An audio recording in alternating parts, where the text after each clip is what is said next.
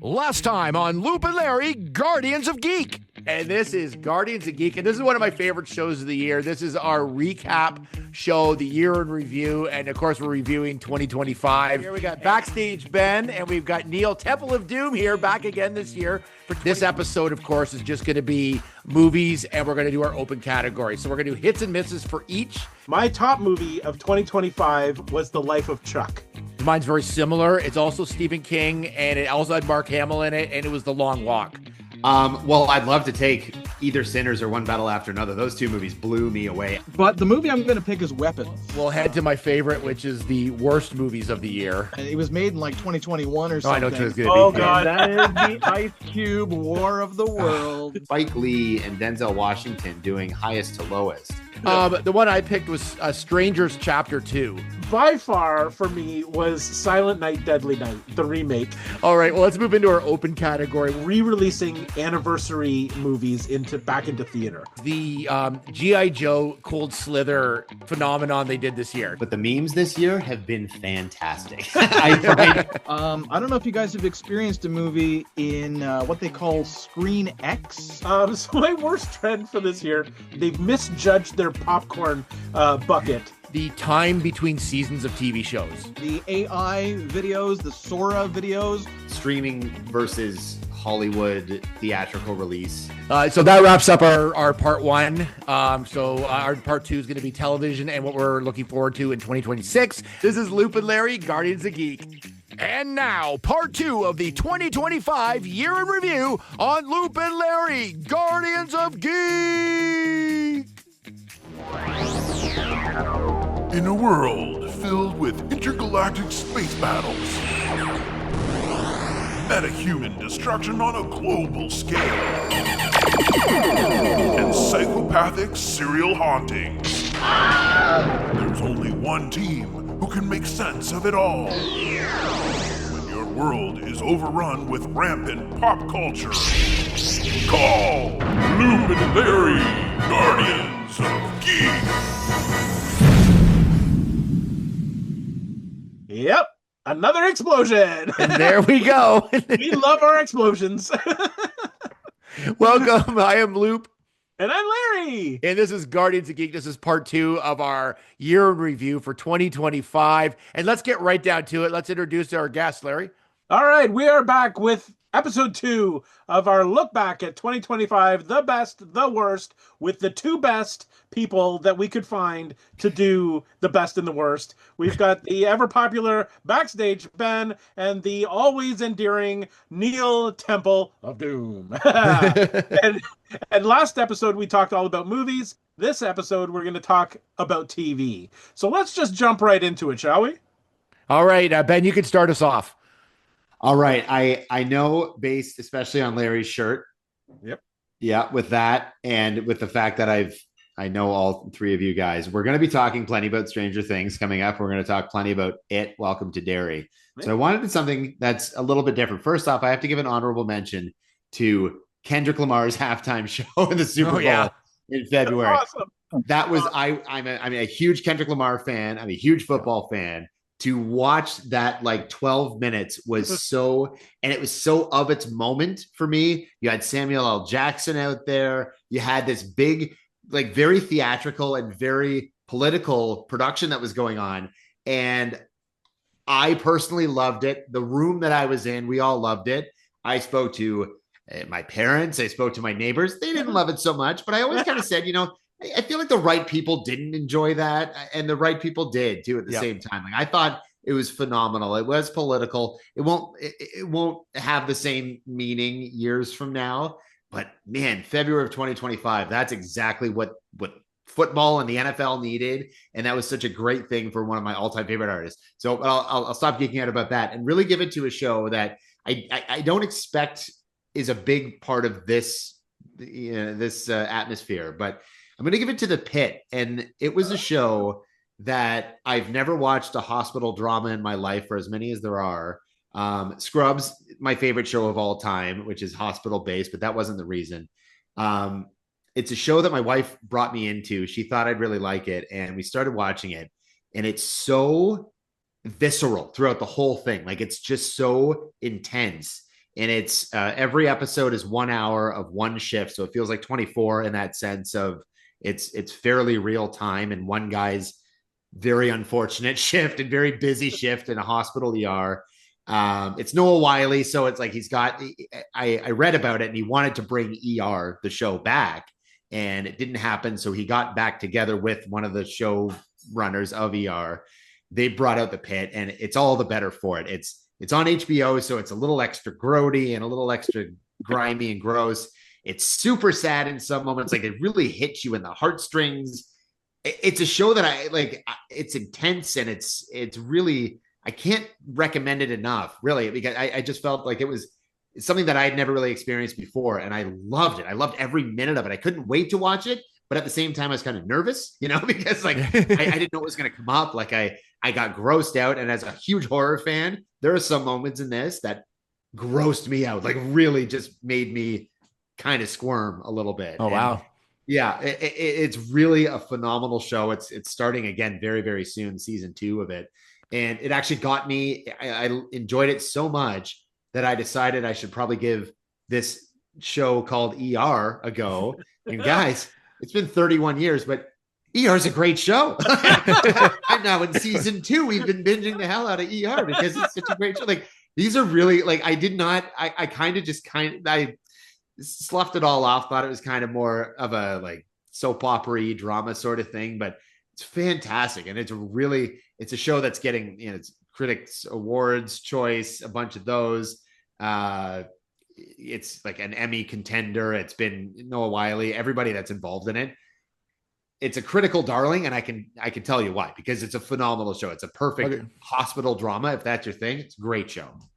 That was the most visceral review of a show I've ever experienced. That was the most fun I've had listening to review. So I'm putting your review of The Pit right at the top of my review list. Oh, fantastic. Good. Nice. Good. Yeah, I'd never seen it. It does look interesting to me. There's so many shows, and I'm like, I've now that you've so highly recommended it, I'll maybe try to put that up near the top of the list. So that was it. Honestly, it was one of those like, sure, I'll give it a go. You know what? If I fall off, then you continue watching it. One of those shows. But I loved it. I was just as addicted right away, and it really is. You're so invested in all these characters right away, and everything that's happening. There's so many things going on throughout the whole thing. It's very similar to The Bear, except a lot more blood. Perfect. Awesome. All right, Neil, what about you? Best show of 2025? That's a tough choice. I'm a big fan of Fallout, but it's obviously partly in 25 and partly in 26. Season 2 just started with 3 episodes. Macaulay Culkin. Great show, great adaptation of video games, probably the best adaptation of a video game ever, quite frankly. Yeah. Welcome to Derry was very impressive. I really liked that one, and I also really liked Adolescence, which was the one-shot wonder per episode kind of thing. Just incredible acting on that show. But I got to pick my very, very favorite show, Andor season 2. Oh yeah, I forgot that came out. It wrapped up earlier this year, and oh my god, I think it's the best. Well, it's the best Star Wars thing since whatever your last favorite Star Wars thing was. For me, it's like Rogue One or maybe Revenge of the Sith. But the good Star Wars. Like, this is like, so many Star Wars shows are very mid. They're very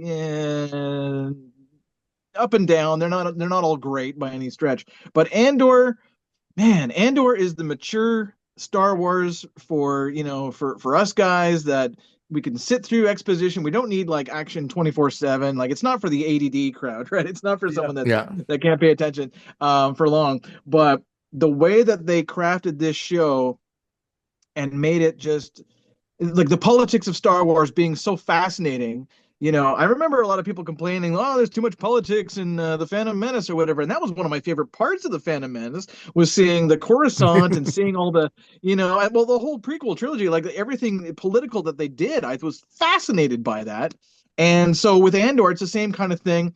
All these people are just, the rebels are brilliant, like the Cassian Andor and Stellan Skarsgård's character, whatever his name was, just fantastic, phenomenal stuff. All the Imperials that are just scared to death of everyone above them, You know, it's like the kind of like Darth Vader thing, but like everyone is afraid of the next guy who's up because they know that they could lose not just their job but their lives. Yeah. And the Death Star being such a secret and all that stuff. I presume you guys have watched season 2 of Andor. I don't want to spoil anything, but there's one haunting scene that still stays with me. It lives in my head rent free, and that is the scene with the super awesome K2SO when they bring him in, voiced again by Alan Tudyk. And there's this one. He's really funny in the show, but there's this one scene that just freaks me out. He's he's holding this Imperial. And the Imperial's dead, and he's staring like this. And K2SO is holding him and moving forward, using him as a human shield. And the guy's just like, oh my god, that I'll never forget that image. But I loved it. I loved every second of Andor season 2. This is intelligent. Finally, a really well. I mean, Mandalorian was pretty good, but this was finally really well written Star Wars show that just provided, you know, enough fan service, not a lot, and enough action, not a lot, but enough to make it just. You just sit back and go, oh, thank God they made this show, you know? Just, I was so happy that they made Andor. Even if it's only 2 seasons, it has to end, you know, of course, to lead up to Rogue One. But phenomenal show, Andor. It's a must-watch for any Star Wars fan. Yeah. I feel like Andor, I totally agree, by the way. Andor is like my favorite Star Wars thing. But I feel like Andor was the first Star Wars show or property that they've made for the people who watched Star Wars in 1977, right? Yeah. Because now we're in our 50s, we're grown up. We don't necessarily need to see like Skeleton Crew. I enjoyed, but it's sort of more of a kids show. You know, this was the first adult Star Wars thing that they have ever created. I mean, Rogue One was in the same vein. I mean, it was the same, but this went even deeper. Like this literally was for the adults who have been fans since 1977, which I loved because that's not what George Lucas ever intended for this franchise to be. He intended it for it to be for 12-year-olds, 10-year-olds, all the way along. Anything new that came out was geared towards a 10-year-old who obviously didn't watch the thing when it came out. They're not the core audience. So I loved that. It's got the same vibe as a lot of movies from the 70s, though. When you think about those espionage thrillers and those really those good, like even going to like cop dramas and that kind of thing, like it really has that. Again, I've said it, but the sensibilities of those movies that were made in that time, a lot of care is taken into it. It does take its time. It's not about just getting to the next set piece or anything like that. It's a brilliant show. It really is. Like it's one that you'd have to recommend to people who would not be Star Wars fans, but as a great way to just, you know what, like you might not understand all of it, but it's still self-contained, a really great couple of seasons. Yeah. 100%. It's objectively good. It's not just like every Star Wars thing can be subjectively good. You like this part, you love this character. Hey, we saw this guy and all that stuff. But yeah, Andor, oh my God, just objectively the best Star Wars thing definitely that I've ever seen. I like it even more than Mandalorian, which panders a bit to the younger crowd, right? Yes. So that's like Larry said, you know, like this is the Gen X or Boomer, you know, Star Wars show. Even though a lot of younger people do like it too. A lot of my coworkers in broadcasting, they're like in their 20s and they're like, yeah, Andor was awesome. It's like finally something good Star Wars because they hate everything Star Wars, yes. You know? Because they're cynical, but they like this. So even the harshest Star Wars cynics enjoyed Andor, and so did I. Yeah, it was, to me, it was a drama. Like it was a full, like if you take the Star Wars name off of it, it's just a drama, and it's so interesting throughout the entire thing. Like I was captivated. I was a little confused at times, I will admit, like just with some of the political stuff, but did it come together at the end and lead right in, and it was so like I had to go back and watch the movie. Rogue One again, right? Because I was so into the story, I didn't want it to end. So then I moved right into Rogue One right after. It was such a good show. It was Tony Scott, right? Yep. I recall reading. Tony Gilroy.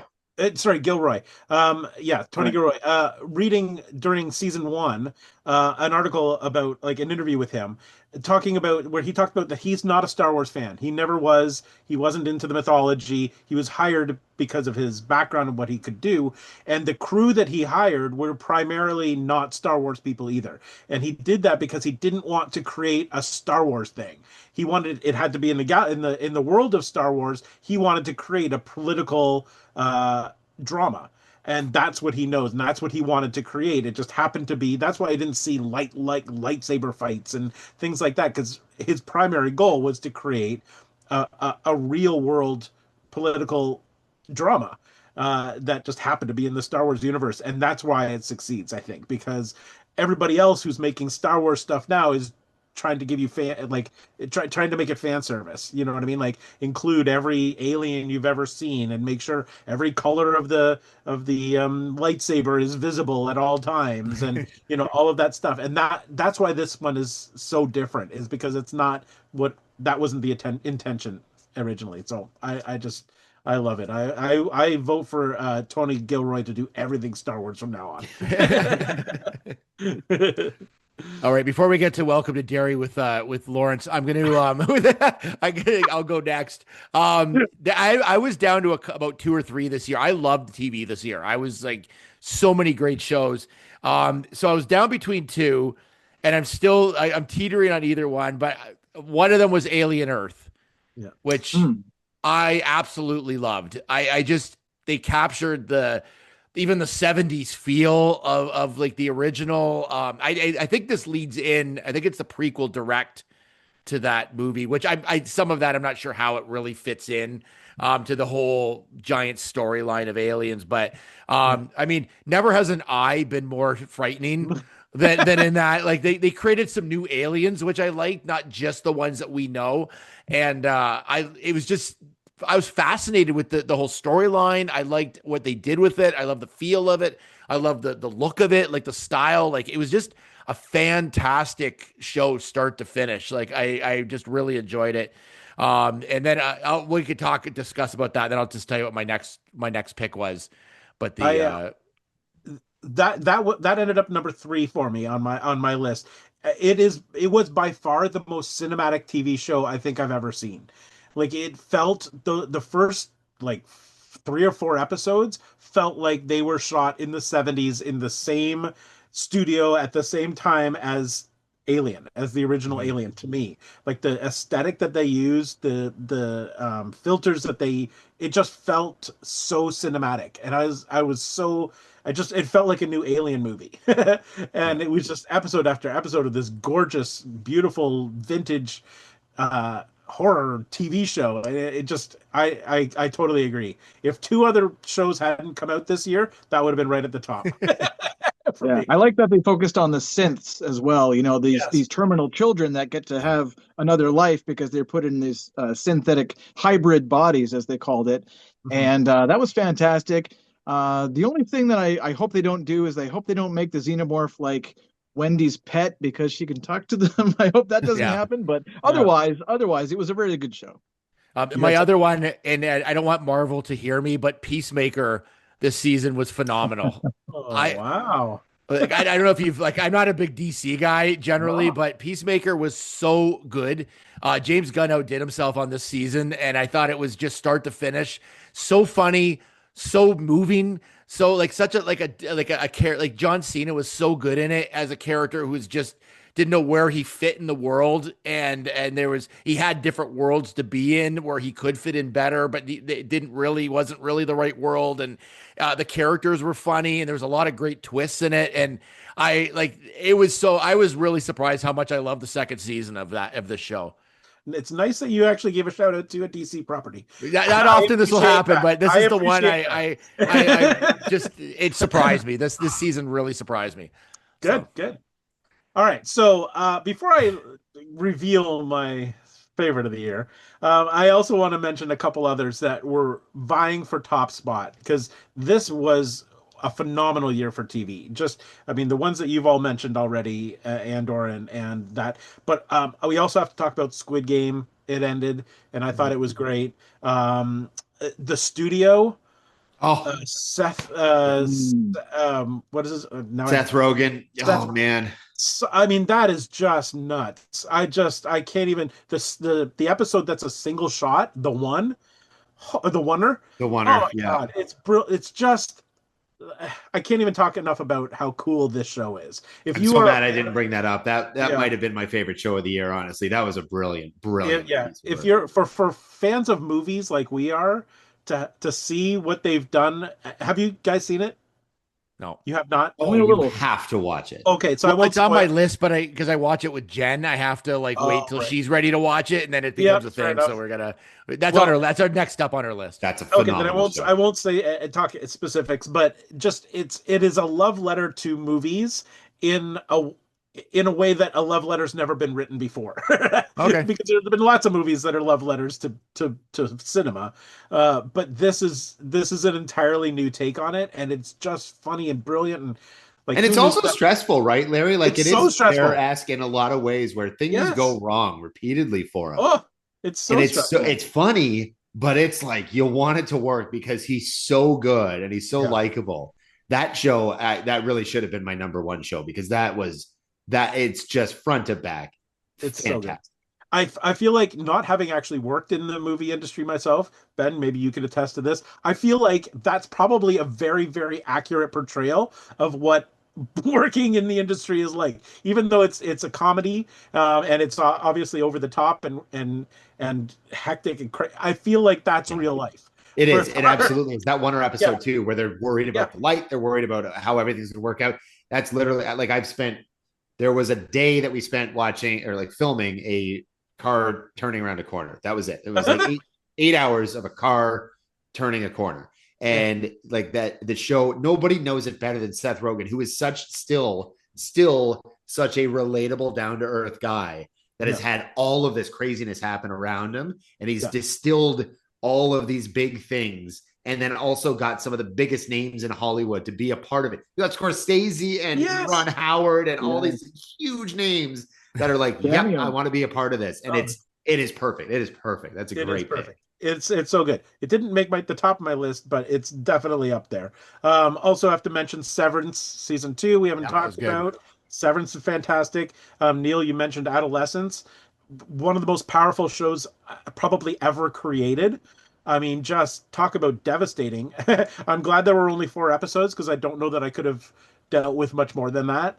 But it's going to clean up at the Golden Globes. Mark my words. And then before I reveal my big one, the one other show that I want to shout out to, and I don't know if you watched this or not, is called The Residents. I don't know if you saw this, and I do not, off the top of my head, remember the name of the actress. She starred in Orange Is the New Black. She was Crazy Eyes. Do you remember? Do you guys Oh, watch Uzo it? Aduba? Something, Yes, yeah. yes. Yeah. She stars in it, and it is essentially Clue. Do you remember the movie Clue? It's essentially Clue One of my that takes favorites. place in the White House. So there was a murder that happens in the White House, and Benoit Blanc of of detectives. Super super intelligent, but reserved and smart, and she has to solve the murder over the course of 8 episodes or 9 episodes. It is so funny and so fast paced. I could not get enough of this show. It is just like Clue. Like literally, it feels like that 1985 movie version of Clue, where people are like running from room to room and retracing their steps. It feels very much like that. But it takes place in the White House, so there's this element of like urgency because That's the it's highest praise you could give a movie if it's like the 1985 Clue. yes. That's one of my favorite movies of all time. Yeah, it's Then you great. need to watch this. She is just like I don't know if she's been nominated for anything. I haven't noticed. She should be. Her performance in that show is outstanding. Like she's just outstanding. So anyway, put that one on your list. The Residents. And as far as I know, it's a one and done. I don't think the show wraps up in one season, but I think that they plan to do another season of it, and I don't think they are now. I think it's been canceled, but it does wrap up. Like it has a definite conclusion, so you could watch just the one season and be done. I just thought it was fantastic. Okay, those are the other shows. So, this is the first time I've ever not been able to narrow down Oh a God. show to number one. and I've got reasons, but so tied for first place this year are Stranger Things and Welcome to Derry for me. They're both up there. And when I saw Welcome to Derry, I thought, no question, top of the list. It's going to be my number one. Stranger Things has got a lot of work to do to catch up to this for me. So I did not intend to have a tie. But first of all, Welcome to Derry. I've got a long-standing relationship with it, and as we've talked about in episodes before, like a personal connection to the series. And I just thought this particular take on it and expanding the universe beyond the book was so well conceived and so well done. I thought the casting was perfect. I thought the look of it was great. I just everything about it, I was enthralled. I love that opening animated montage, which I watched every single time. Usually you skip it after like the first or second episode. You'll skip. I watched it for all 8 episodes. I watched that opening. I just thought it was so creepy and so brilliant. So that was right at the top of my list. But then Stranger Things came out. Wait.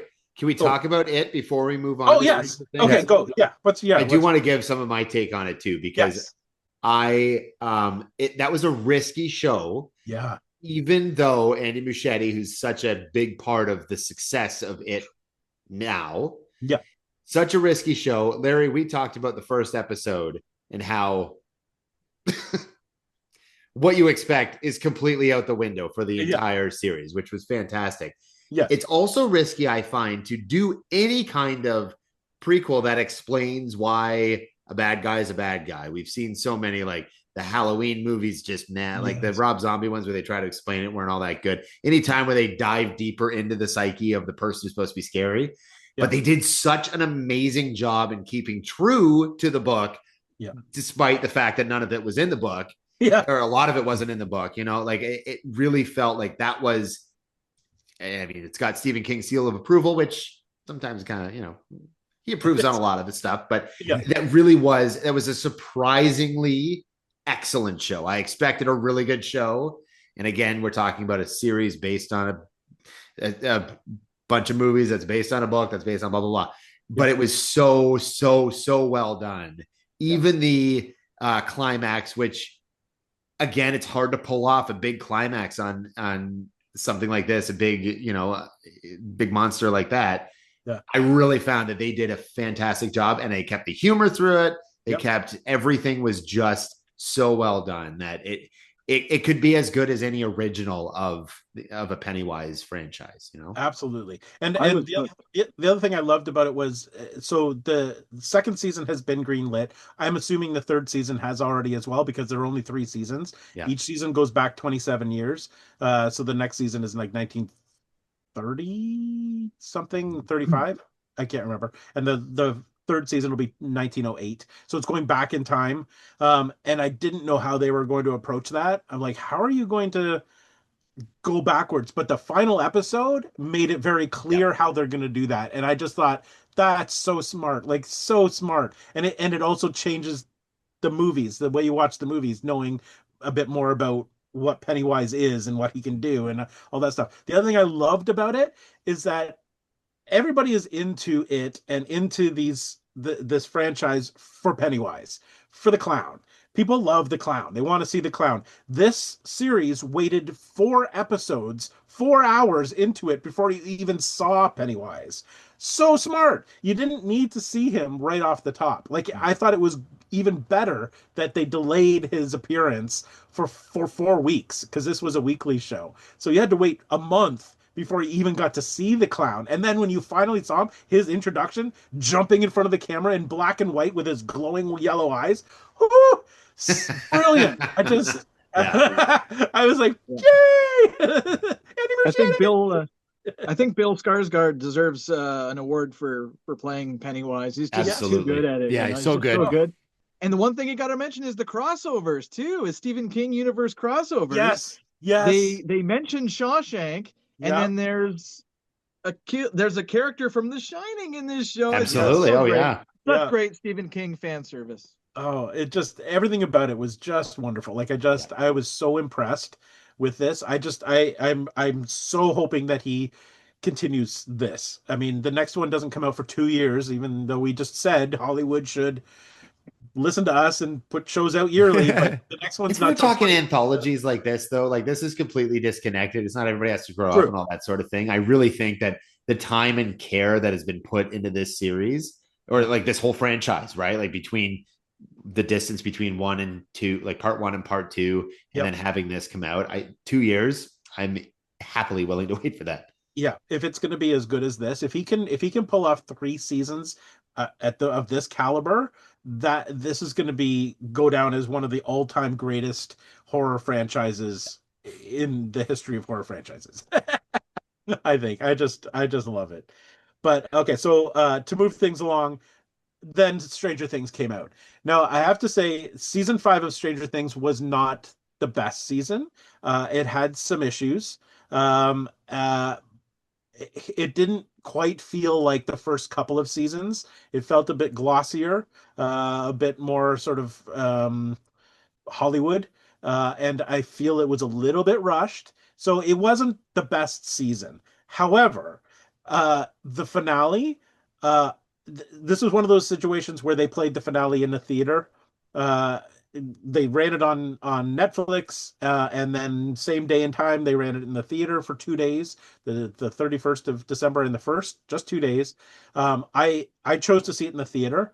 I did not watch it on TV before I went to the theater, so I got the experience firsthand in the theater with a sold out crowd.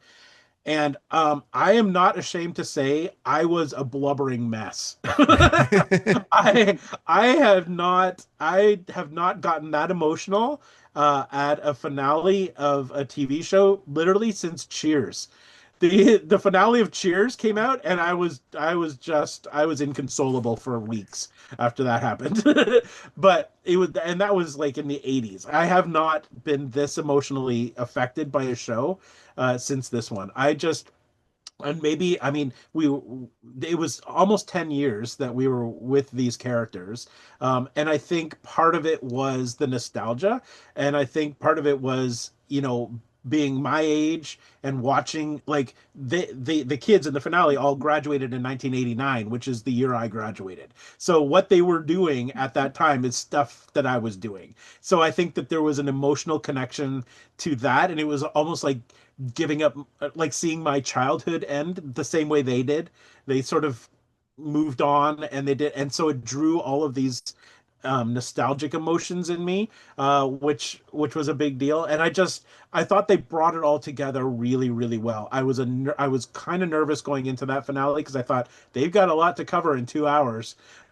But to me, they nailed it. I mean, I know that there are some issues, maybe a couple of inconsistencies, but I was willing to overlook those for the overall picture. And I feel, and knowing what we know because of the finale, makes the show infinitely rewatchable. So the next day, no, sorry, we went to the theater at 11:40 in the morning on the January 1st to watch it. We came home at 1 o'clock.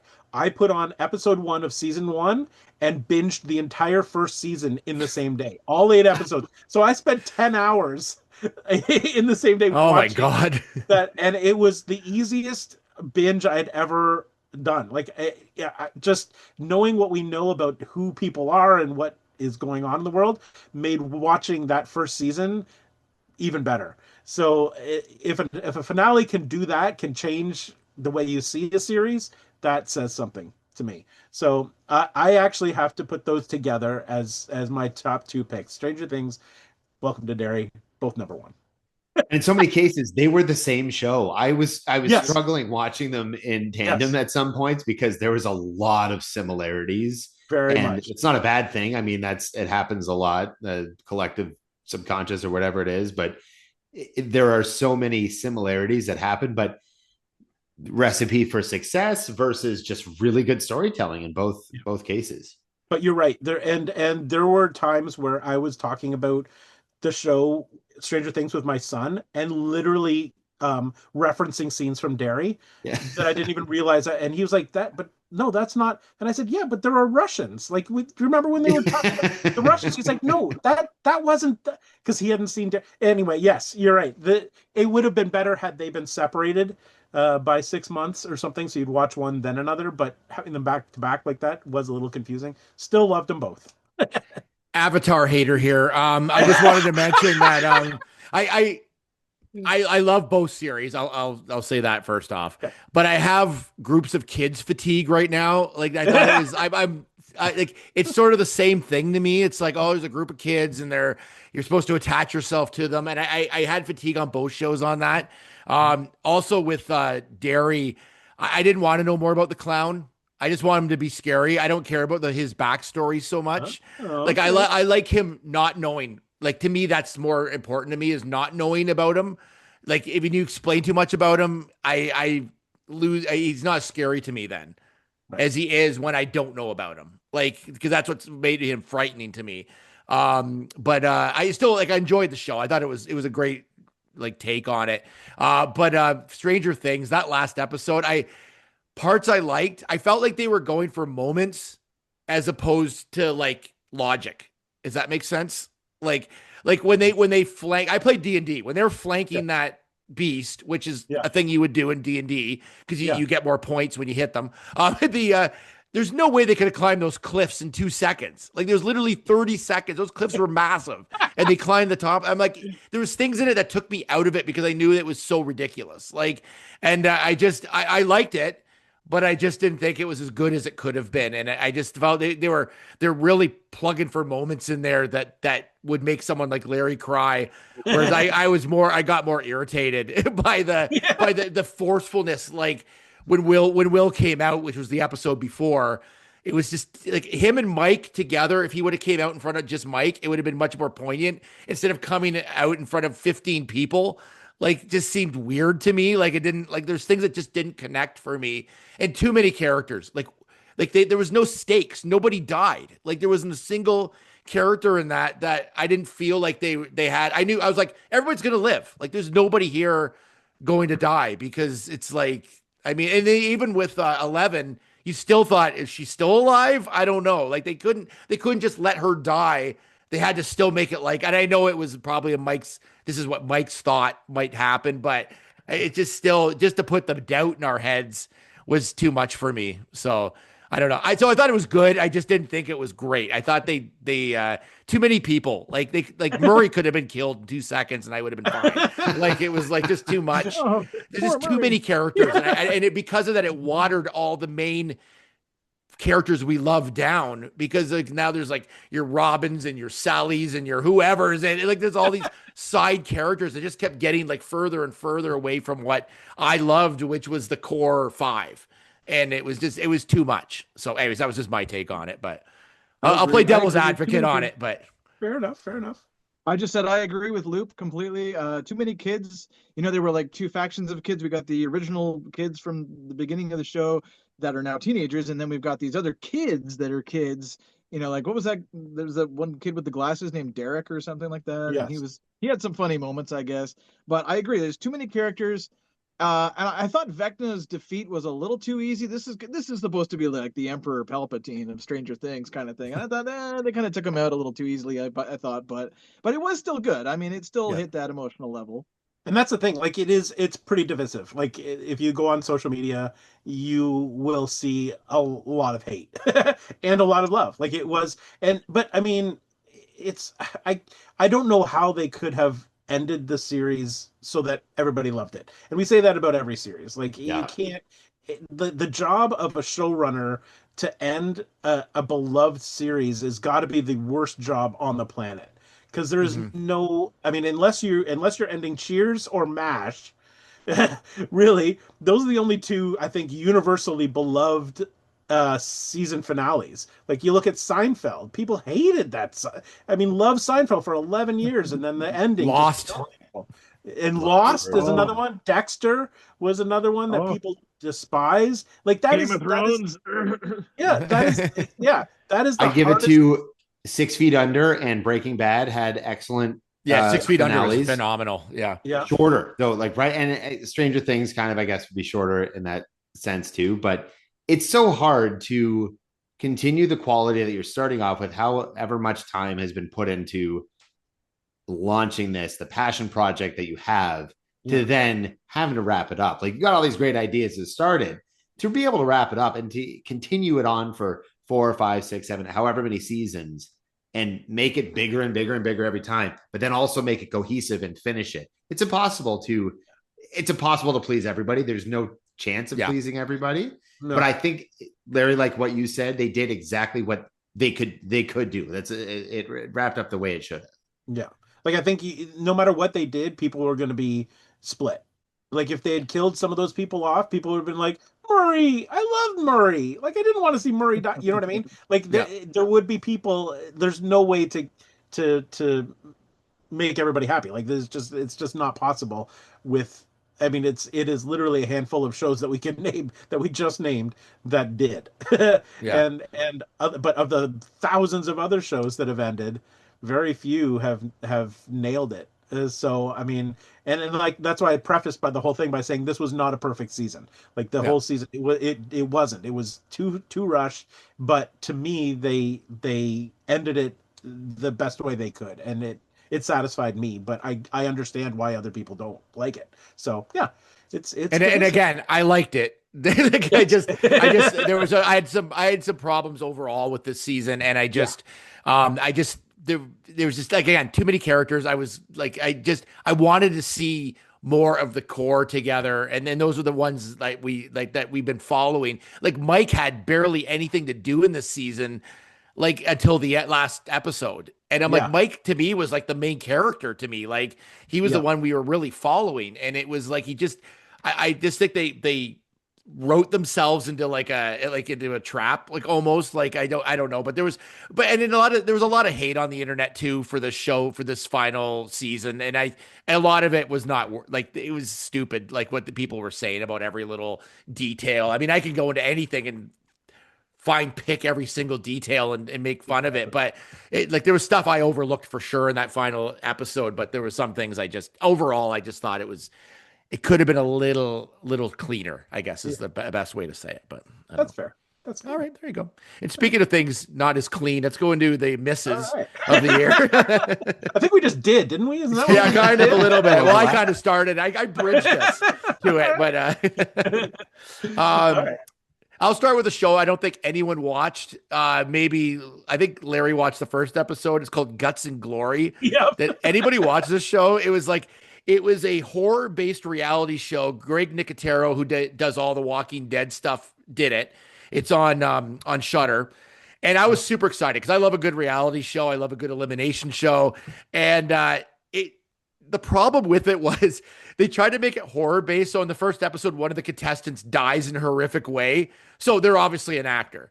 Then another person dies in a horrific way. Okay, they're obviously an actor. I think in the show, from what I've read, of the 8 contestants, I think 6 of them were actors. And all the rest were there's 2 contestants, essentially. Yeah. One of them was Norman Reedus' son under a different name. He was in the show. And I like the stuff Greg Nicotero does, but he's kind of into his own mythology a little bit. And there was a whole episode, so there's 6 episodes. One of them was only about how they made the show and did all these kills. And then it's Greg sitting back going, oh, yeah. You know what I mean? Like admiring his own work. And I just was like, Greg, and he they needed a real host, number one, because Greg Nicotero was the host of it, but he's not very good on camera. So it was not I had high expectations for the show. I was very excited about it, and it just did not meet my expectations. And it's I know it's not a show everybody watched, but if you ever see it, think that might be kind of interesting. It's not. Don't watch it. It was not good. And again, I like Greg Nicotero's work on his special effects work, but there's too many actors. There was no realism to it. And in the whole show, he kept talking about how he loves reality shows and he loves this and that. And I'm like, well, your show's not a reality show when Norman Reedus' son gets sucked underneath a van by a monster. Like, it just doesn't like work for me. Like, it's just so stupid. But anyways, that was my like big pick of the year. And I had one other one as well. I'm just gonna just mention it, put it just quickly. Someone may actually have this, but Last of Us was the other show I had, which was one of them.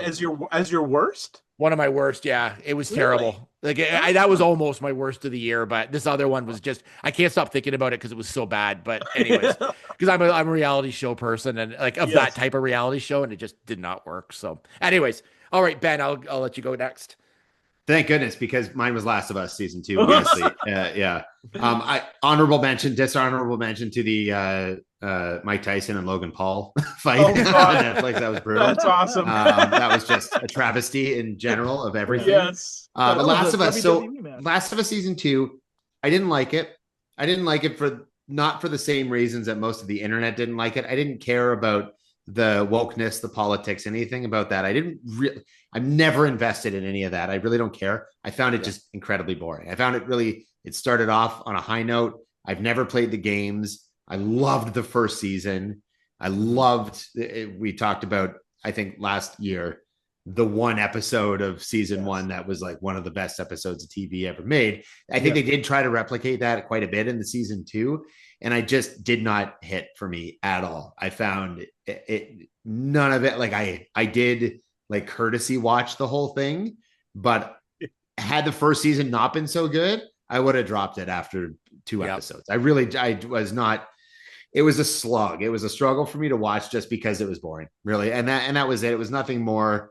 I was not invested in, like I said, in what the internet was saying about any of it. I don't care. I just did not enjoy it. It was just, I'll watch it.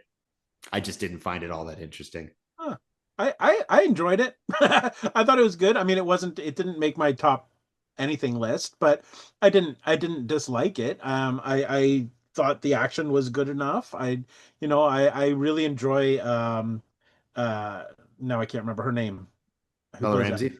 Yeah, I think she's great to watch. I think she's a good actress. I don't know. I didn't have a problem with it. I didn't look at a lot of the hate online. Quite honestly, I didn't know that there was any. Like, it was one of those shows that I just watched and sort of moved on. Like, but that's it. Like the first season was so good, right? The first season was such a cultural phenomenon in so many ways.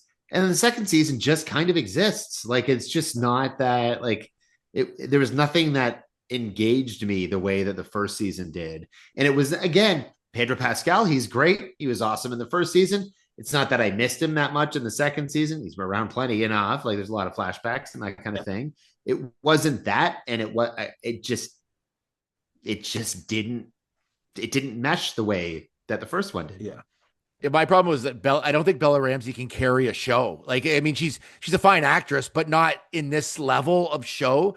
And as soon as Pedro Pascal died, I thought the show just took a big turn down, and it's just, there wasn't enough story there for me, I guess, like to continue. It started reminding me of Walking Dead in the later seasons, and I'm like, where they just don't know where to go with it. And I feel like season 1 had a purpose, and season 2 doesn't have a purpose to me. And I just didn't feel like the acting was at par where I think it should have been for that level of show. So I was going to say The Last of Us season 2 as well, but I'll pick another show. But first, I do want to just kind of retort to what you guys were saying about The Last of Us 2. Like, for those of us that didn't play the games, but I did, like, it's a different experience, right? Loop, I think you nailed it when you mentioned The Walking Dead.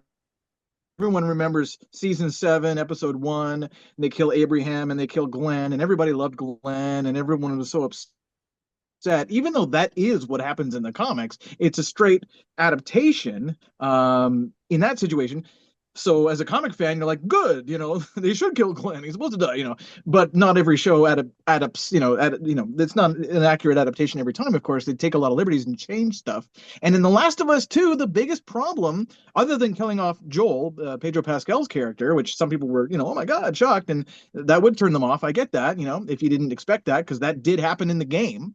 Yeah. I didn't like The Last of Us 2 as a game either, but it's much better than the season 2 because she, winds up Ellie, right? She winds up going like full hardcore revenge and goes out intending to murder all these people that murdered Joel, the group led by Abby and everything.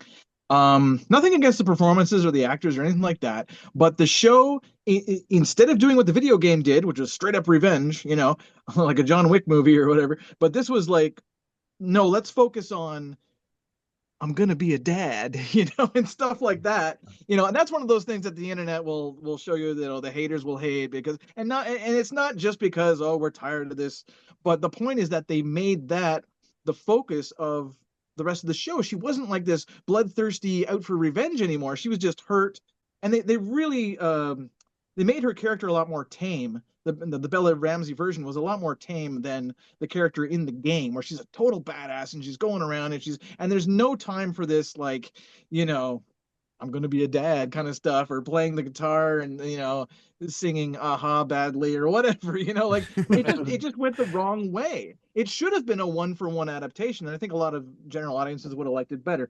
But because we've already talked about Last of Us 2 too much already, I'm gonna pick the Marvel shows this year were not great. I'm a massive Daredevil fan, and I thought, oh wow, they're doing Born Again. That's great. I love Charlie Cox and I love D'Onofrio as the Kingpin. Great stuff. And they've done a lot of great work with the Daredevil, like Netflix to Disney Plus shows.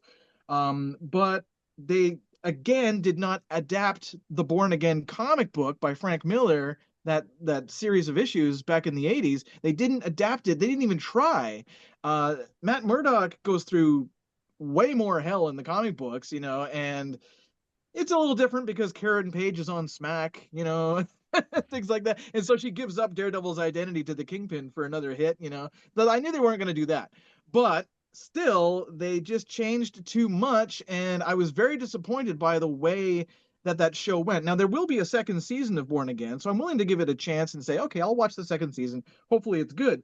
What there won't be a second season of, I don't think, is Ironheart, which is a show that when you hear about it, it's like, oh, it's got potential, like, oh, okay, so she's, this new woman's going to take up the mantle of, the Iron Man thing inspired by Tony Stark and all this stuff. And she goes up against the son of Jeff Bridges' character from the first Iron Man, Obadiah or whatever his name was. Yeah.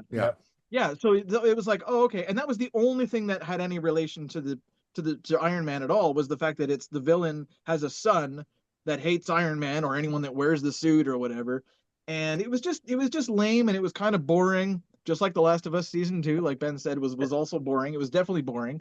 So that one was boring too. So Marvel shows, obviously they're very hit and miss, and a lot of them are not great. So it was very meh for me. I think Ironheart, other than Last of Us 2, was my least favorite show that I actually watched. I loved Daredevil, actually. I thought it was pretty good. I like that they took like the original Netflix one was really dark. They kind of like Marvelized it, I guess, a little bit. But I enjoyed like some of the more comic accurate things in it, like that weren't in the other version of it. But anyways, I'm excited about the second season. I quite enjoyed it, but I don't know. I was looking at maybe because I read all the Frank Miller comics back in the day. Like I loved all those.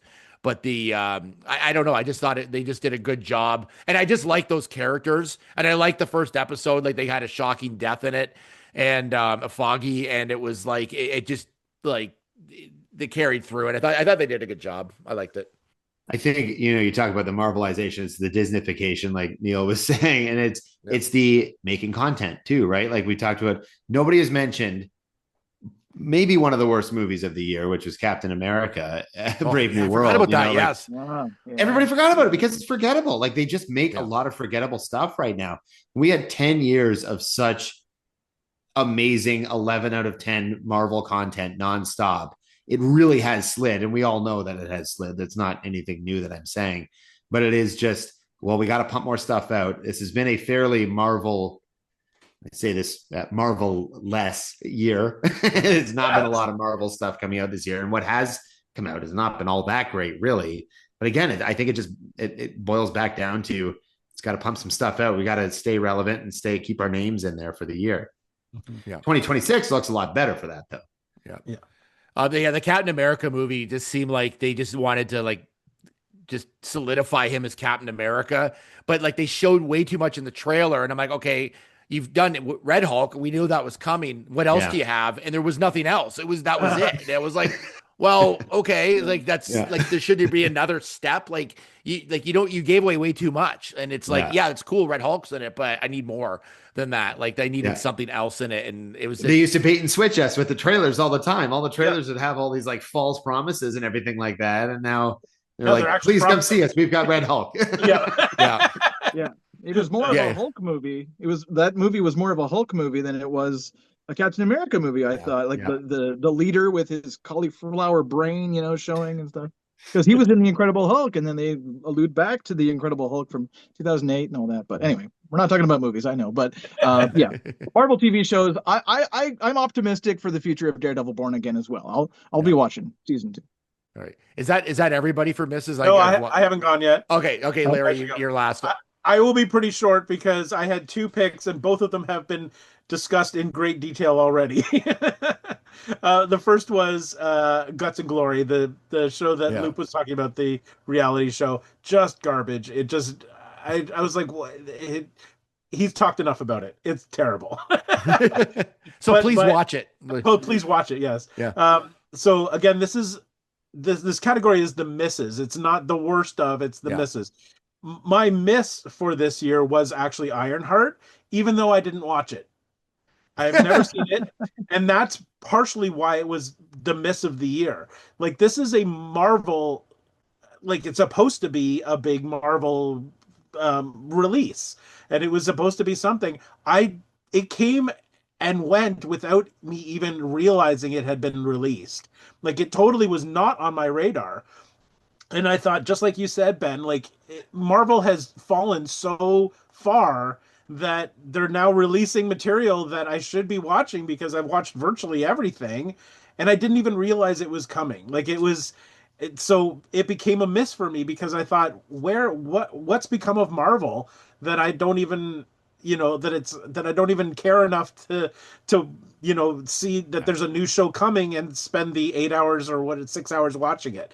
Like I literally, it was out for a couple of weeks before I even knew that it had launched. And you're still a bigger diehard fan of Marvel than most people, right? Like that's the thing, is people have died off a lot sooner than you have, or like people, the interest has waned in Marvel properties way faster.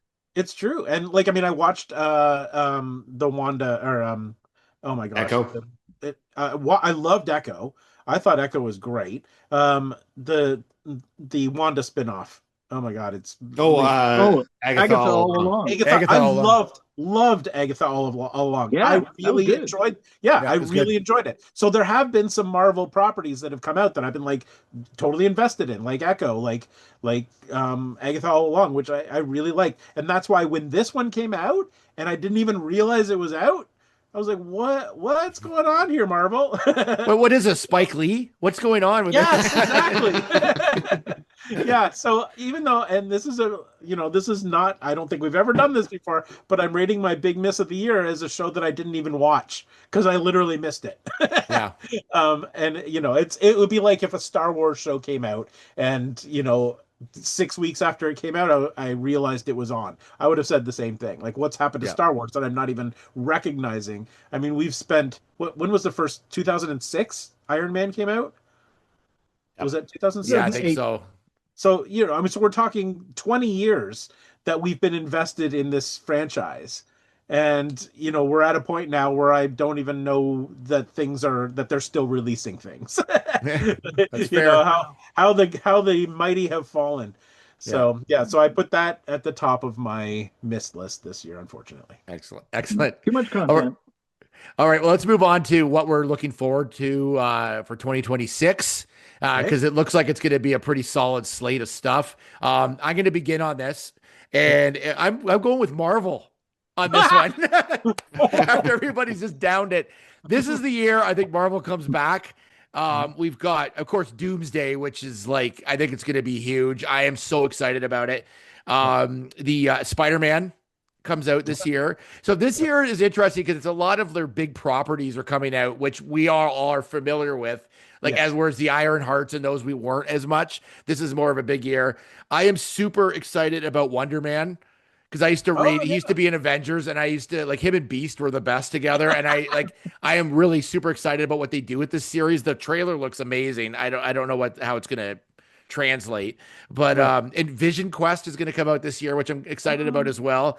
There's no real date on that. X-Men 97 season 2 should be out this year, and the new Daredevil. Born Again, or what's it? Is it Born Again? I can't remember now. There's so many different things. This is Born Again. Will be back again. So this is a good slate of Marvel stuff. They cannot screw this up because I'll be very upset if they do. We'll see how it all goes down, but I'm really interested in Doom. I'm really interested in seeing what they do with that character with Robert Downey Jr. Even though they've showed Captain America already in the trailer, and I know people are already like, oh, they brought Captain America back. I feel like this is a bold prediction. I think he's going to die in the first few minutes of that movie.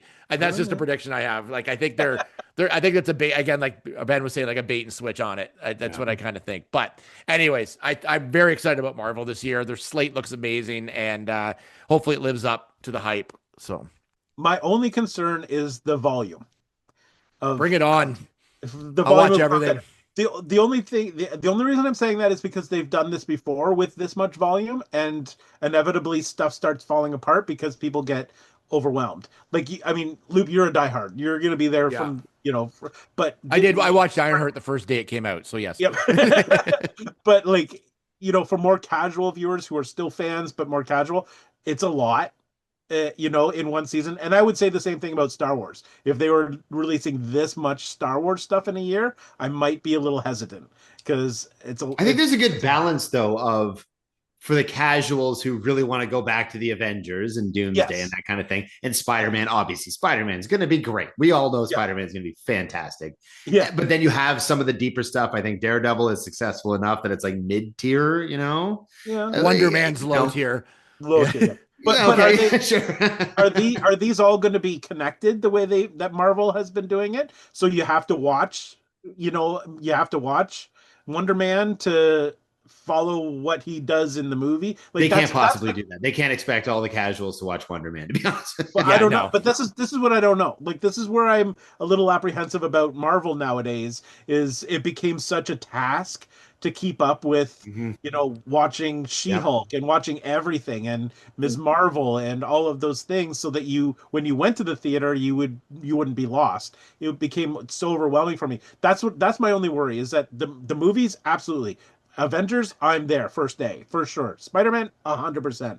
But will I miss out by not watching Wonder Man? Like, if I don't watch Wonder Man, am I going to miss? They actually, for the first time, they have a punch card. So if you don't watch the series, you cannot watch Doomsday. It's a new thing they're starting, so it should be really fun. So I can't wait. Okay, that's fair. At least I'll know. At least I'll know in advance. All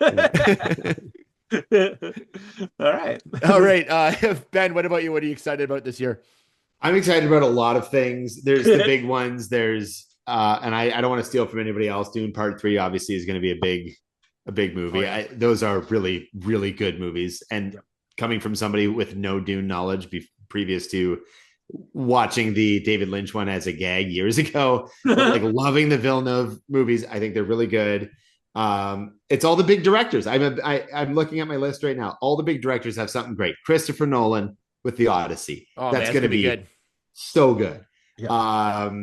Dune Part 3, Werewolf, Robert Eggers' new movie. Yeah. Again, I really love Nosferatu. That movie was, again, divisive amongst a lot of people. I thought it was great, but I think my biggest one that I'm more intrigued than excited about is The Adventures of Cliff Booth, with Tarantino writing and David Fincher directing for Netflix. Again, like, it's such a crazy combo of big powerhouses. Yeah. And the first time that we've ever really seen like a spin-off or anything from a Tarantino property, aside from like Kill Bill and Extras and that kind of thing. Well, no, they did do what's the vampire one that he Dusk Till Dawn. They made a TV show out of that.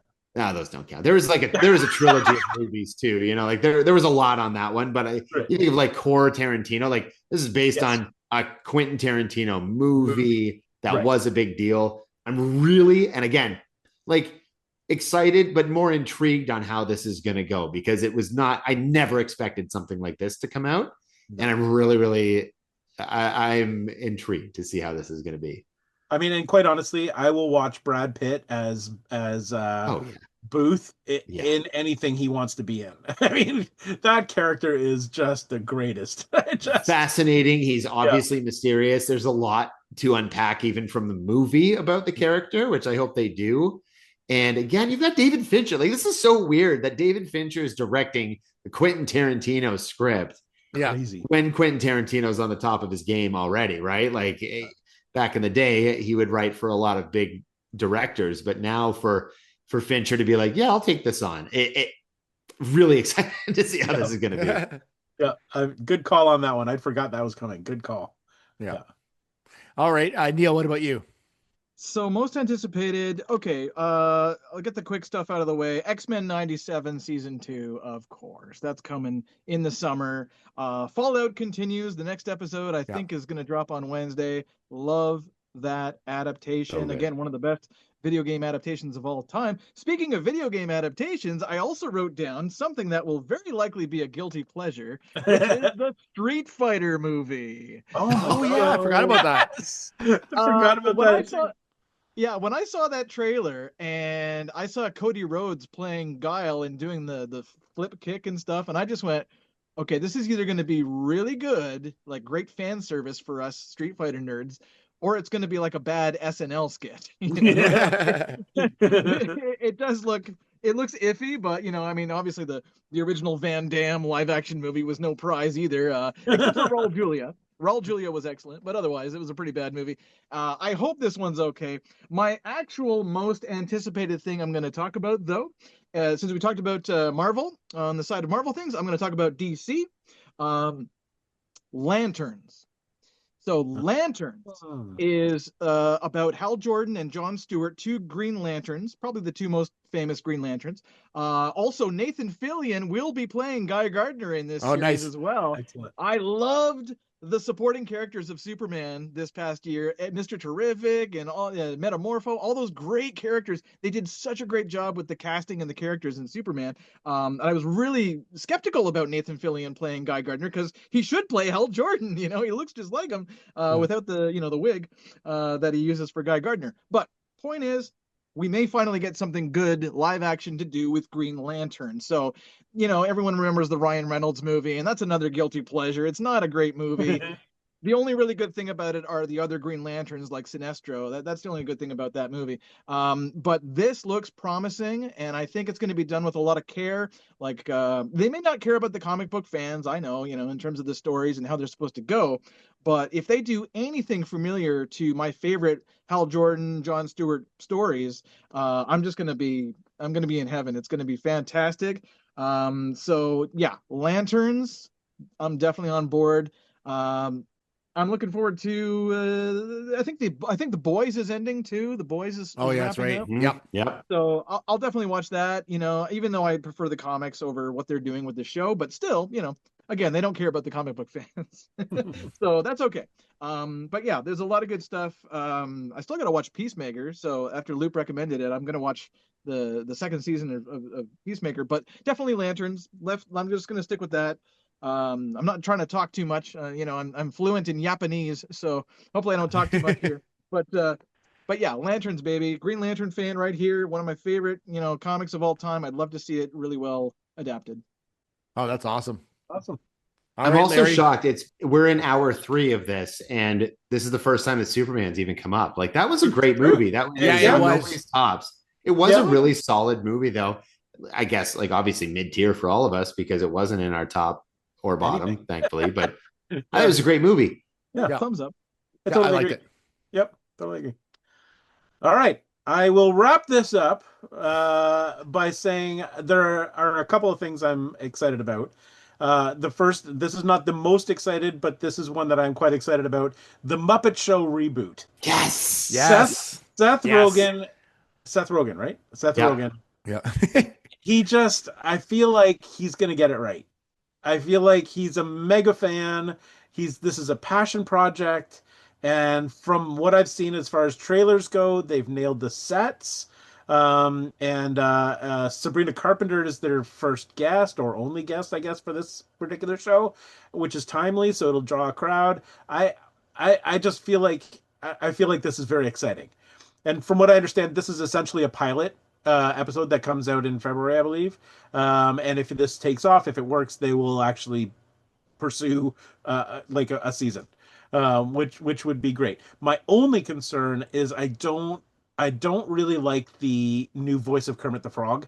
They had fired Steve Whitmire years ago. He had been the voice of Kermit the Frog literally from the time that Jim Henson died. He took over and he was the voice all through the new movies, and he to me sounded just like Jim Henson. It was uncanny. They have not done a good job since they let him go. The voices of Kermit have not been great, and that's a bit of a problem for me because he's iconic. He's got like his voice is as iconic as his persona, like Yeah. the way he looks. So I'm gonna have to get past that. But I'm just super excited that they're bringing that back. It's gonna feel like the old timey variety show. I'm hoping so. Pretty excited about that. But the thing I'm most excited about, and Benny alluded to this already, is the resurgence of the Universal monsters. So this year coming up, like you said, we've got Werewolf, Robert Eggers in December coming out, which I'm already buying my ticket for. I don't even care. I'll be there with you, buddy. Oh, I'm so excited about this. The fact that it's going to be in the dialogue is in like old English. Like it's not it's I just think I love Robert Eggers. So I'm super excited about that. You've also got The Bride. Maggie Gyllenhaal is revamping The Bride, and from the trailers, I just think not 100% on what's his name? Christian Bale. Christian Bale's look of the monster, the Frankenstein monster, but it seems in keeping with the aesthetic of the whole movie or the trailer anyway. So I'm pretty excited about that. I think that looks really, really slick and cool. And then we've got a reboot of The Mummy by Lee Cronin, who directed Evil Dead Rise. So he's coming out. So we've got The Mummy, The Bride, Werewolf. It's literally the dawn of the Universal monsters. And I feel like these could all land because the Universal monsters have not had a great track record lately. The Invisible Man with what's her name from? I'm terrible with names tonight. From Handmaid's Tale. Oh, right. I can't remember her name, but I know who you mean. That one was good. But then there was the Tom Cruise Mummy remake, the Mummy was bad, which tanked. So they've not had a great. There was another werewolf movie this year, wasn't there? Oh yes, yeah. Yes, it was not good. It was terrible. Yeah, it was terrible. I totally forgot about that one. It was terrible. Yeah, that was not good. So this is I'm hoping that 2026 redeems the Universal monsters because I love the Universal monsters, and I feel like with Robert Eggers, Maggie Gyllenhaal, and Lee Cronin behind the camera, it's quite possible that we might relaunch that whole franchise, and I'm all for it. So pretty excited about that. I'm really excited about the public domain monsters because I can't wait for the Betty Boop. Oh my God, the Betty Boop movie is going to be phenomenal. Yes! And the Tarzan horror movie is going to be so good. And man, the Betty Boop coupled with Popeye movie. Yeah. Oh man, when they put all them together, it's going to be so good. Oh man. So you'll be happy to know that the original drawings of Pluto, like the Disney dog, have also reached public domain. So when does the planet reach public domain? I want the planet. Yes. Or a movie about Pluto, the planet. Yeah, nope, not the planet. No, not yet, not quite yet. Almost. No, take a while. Yeah. There's not a single person clamoring for a Betty Boop movie, whatsoever. Like most people don't even know who that is. I don't even barely know who that is, and I'm like, and I'm old. Literally putting Betty Boop with Tarzan and Popeye.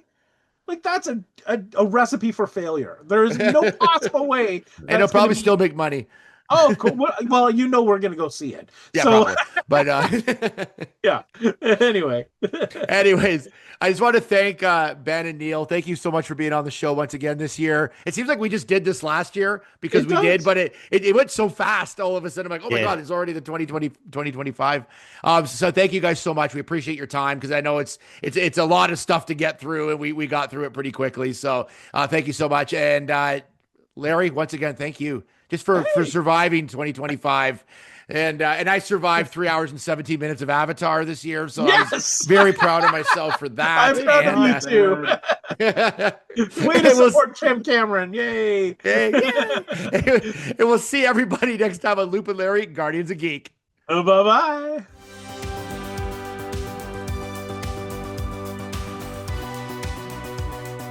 Produced by Matthew C. Loop and Lawrence Simner.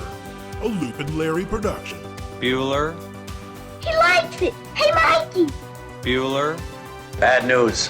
Fog is getting thicker. And Leon's getting larger.